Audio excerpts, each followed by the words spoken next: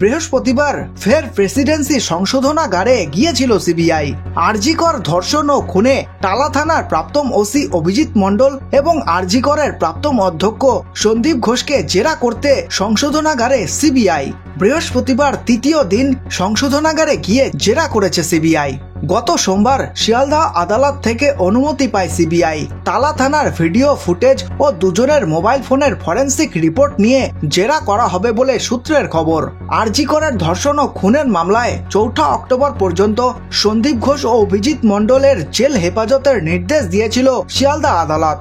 CBI এর তরফে অবশ্য 14 দিনের জেল হেফাজতের আবেদন করা হয়েছিল।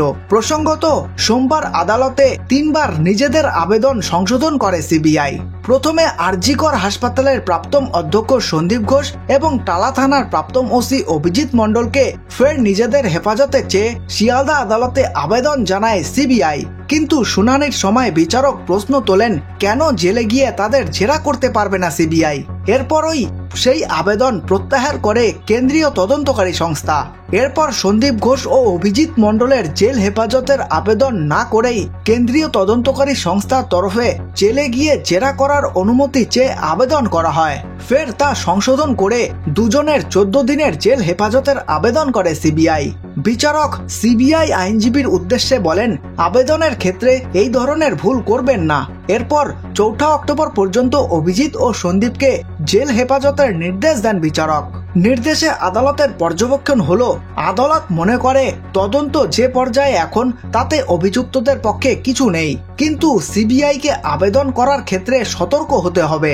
আদালতের নির্দেশ, জেলে গিয়ে সিবিআই জেরা করতে পারবে, প্রয়োজনে ল্যাপটপ, প্রিন্টার, ইলেকট্রনিক গ্যাজেট নিয়ে যেতে পারবে। আর জেল সুপার ও সন্দীপ অভিজিতের জন্য আলাদা ঘরের ব্যবস্থা করবে, যাতে সিবিআই আলাদা আলাদা জেরা করতে পারে। জেরার দিন সন্দীপের আইনজীবী দেখা করতে পারবে, কিন্তু জেরার সময় থাকতে পারবেন না। এবার সেই জেরাই করতে চলেছে সিবিআই। এই খবরটি ভালো লেগে থাকলে লাইক করতে পারেন এবং আপনাদের মূল্যবান সময় দেওয়ার জন্য ধন্যবাদ। আপনাদের দিন শুভ হোক।